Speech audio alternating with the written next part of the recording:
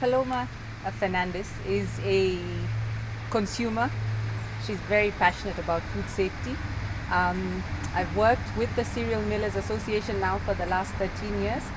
And I think it's mostly because I'm so passionate about making sure that what goes out there is safe for our consumers. The Cereal Millers Association really is an association that represents grain milling, the grain milling industry, and that includes the wheat, the maize, the pulses, the cereals.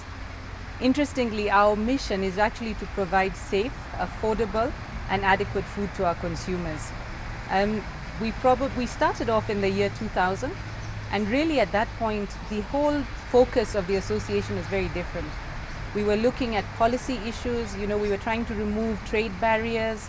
We were looking at liberalizing the grain markets. We had so many issues with cyclical droughts and shortage of maize. But as we've progressed, we realized that the bigger focus for us now is food safety. So really our focus is food safety. We have about 50 of the largest grain millers and traders in Kenya. I think we reach about 40% of the maize consumers in Kenya and about 85% of wheat consumers. So if you really look at it, we're reaching about 35 million consumers in Kenya with our products. In terms of price fluctuation, I would say that one of the key things in price fluctuations is just the demand and supply situation. The fact that we are not able to supply there's not enough supply in the market, there's always going to be a deficit of maize in our markets. And I think this is something that we've all agreed on. We know there's always going to be a deficit of 8 to 10 million bags every year. Usually this is met by the region, Uganda, Tanzania. And in case we can't get from the region, like as in 2020, this year, we're actually getting it from South Africa and Mexico.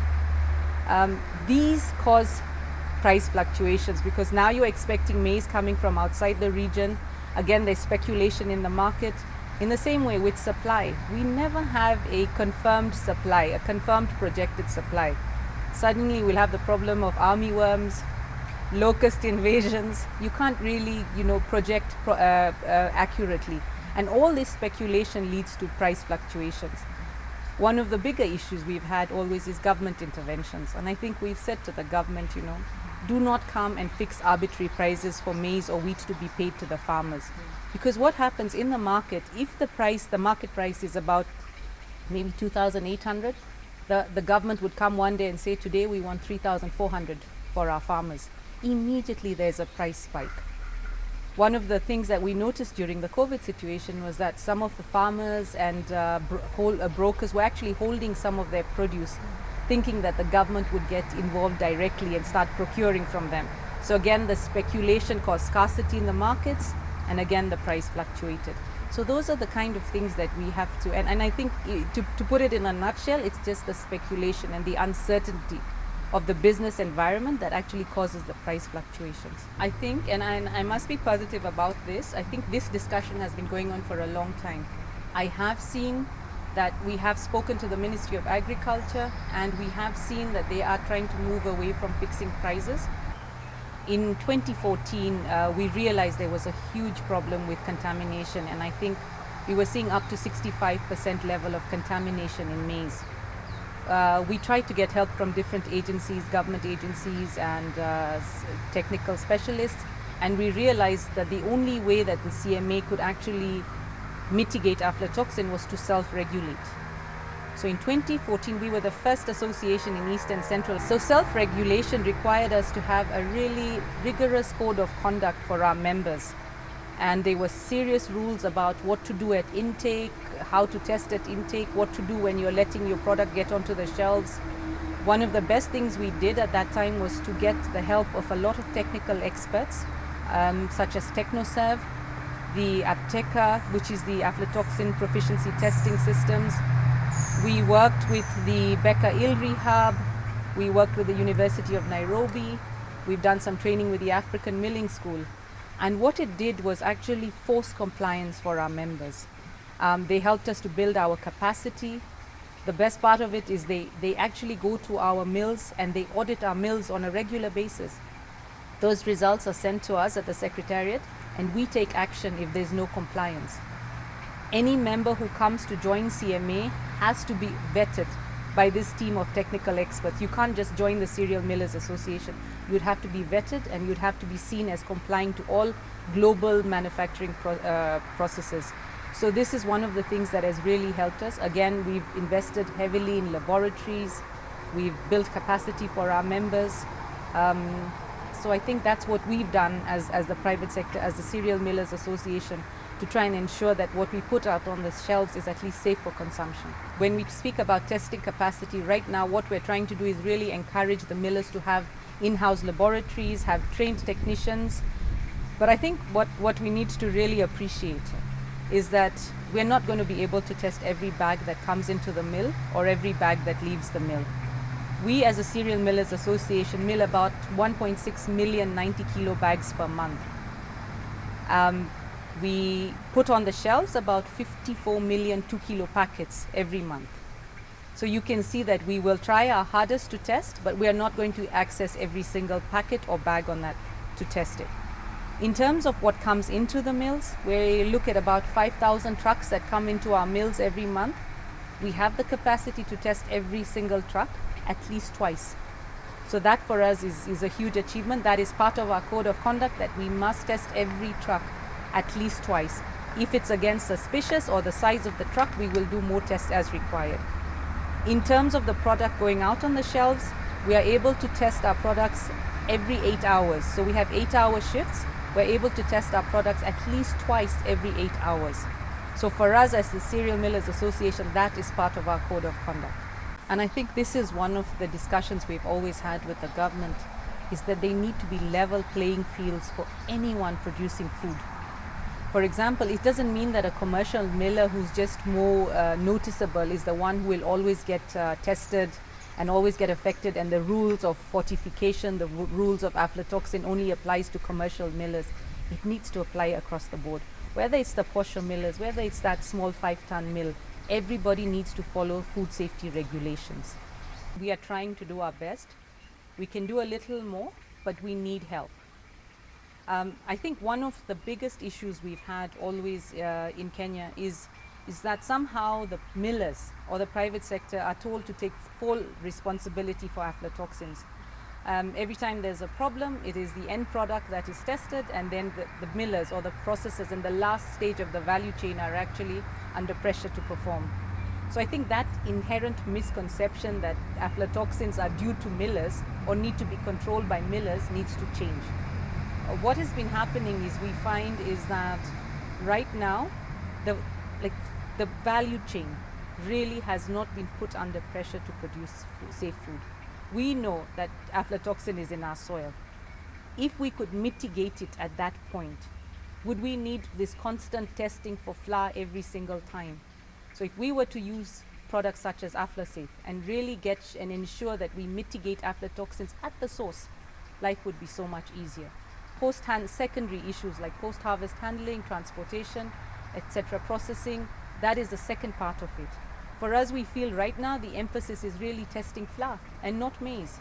And imagine if we were to test at the source and mitigate it at the point of origin, we'd really be in a much better situation than we are now.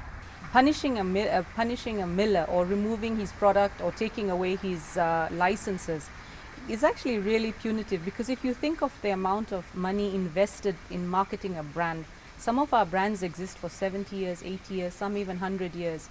I think we need to appreciate that they wouldn't be in the situation they are if they were not following some strict code of practices to ensure that their products were safe on the shelves. So instead of going back and really working only with the food processors who then now stop milling for the fear of being victimized and pushing back everything to the smaller and unregulated posher millers, are we really making any impact? Because now what you do is you try and you push away the commercial millers, take a step back, because they are so concerned about this constant victimization or constant surveillance just on them, that they start milling less and less, because they're also not able to get good quality maize. So as they mill less and less, the 60% becomes 70%, and that goes back to the posher. That is not regulated, and with some of the small, I'm sure some of the small millers are doing a good job in testing, but the smaller unregulated ones, that's where the market now shifts towards. So are we really mitigating aflatoxins, or are we creating a bigger problem?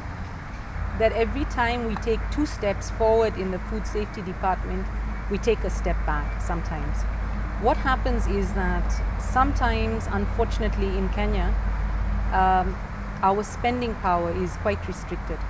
And therefore, if we had to go to a supermarket shelf and see a product that was food safe with all the labeling and everything, but unfortunately it was 5 shillings more expensive than another product on the shelf, chances are that we would pick the one that was cheaper because that's what we could afford at that point. So for me, I see food safety, it is coming into play, but unfortunately for majority of the Kenyans, they will still be looking at the price differential for them to afford to buy that product for their families. I think one of the biggest problems is that we have not considered alternative uses for any of the maize that is above the allowable 10 parts per billion. So like you were saying, if it's 12 parts per billion, reject. 13 parts per billion, reject. 200 parts per billion, reject. 1000 parts per billion, reject. It all falls in the same category.